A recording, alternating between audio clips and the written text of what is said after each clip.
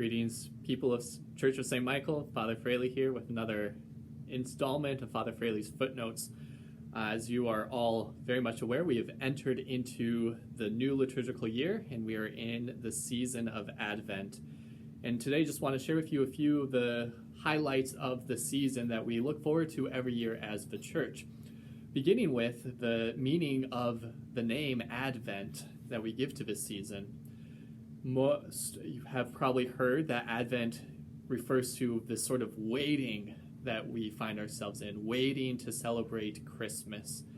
And there is truth to that. Advent comes from the Latin word adventus, or the verb advenire, both referring to arrival. And specifically, we are looking forward to the arrival of Christ. We look forward to celebrating the arrival of Christ in Bethlehem 2,000 years ago.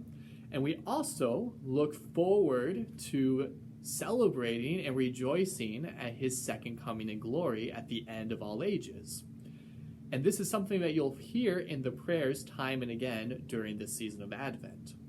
Of course, there's another coming that we look forward to in this season. We prepare ourselves to receive Jesus more fully into our hearts in the present moment. And part of this Advent waiting that we find ourselves in is actually penitential in character. Meaning it's the time that we actually reflect on the ways in which we are not yet prepared to meet Christ. And this is why we often find that the color of Advent is violet.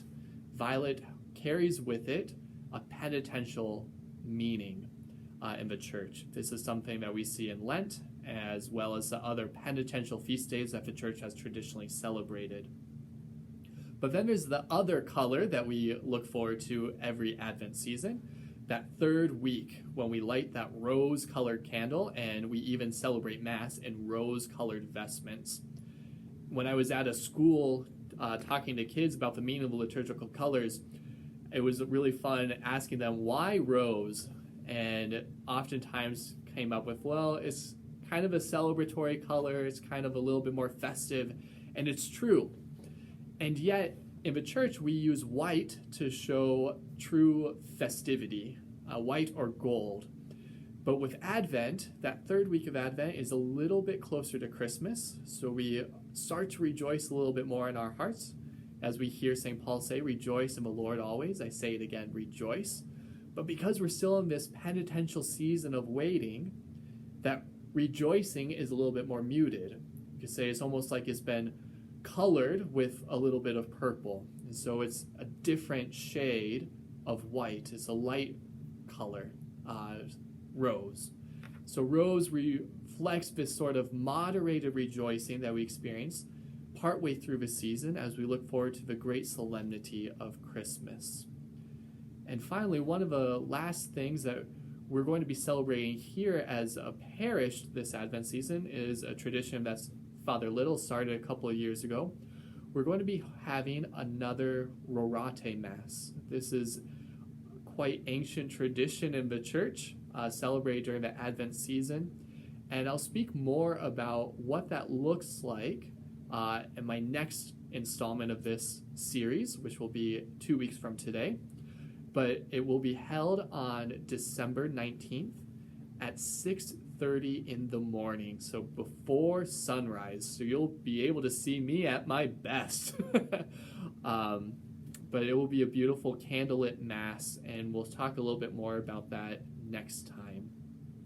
I hope you all are able to experience Advent in its gloriousness. It really is a season where we reflect on our longing for Jesus, and especially in this crazy year of 2020, I think this is something that we really desire. We want to see Jesus. We want Jesus to come to us. And however you're able to do it, just encourage you to pause, to reflect, and to rest in the Lord. You know, we can experience a lot of crazy busyness during this time as we're getting ready for Christmas. And even though Christmas will probably look a little bit different again this year, just like Thanksgiving did, just like Halloween did, just like Easter did, there's still going to be a sort of busyness that we experience. And this season is really meant for us to set aside those things that distract us from the Lord. And if that means that you just spend 10 extra minutes a day in prayer, or if it means that you take down the gospel and read the upcoming Sunday readings and reflect on that throughout the week, I just want to encourage you to find the creative ways to prepare that heart to celebrate the Lord's coming, both that coming in the past, that coming now in the present, and looking forward to that coming in the future. I hope you all experience a blessed beginning of Advent, and we'll see you this weekend.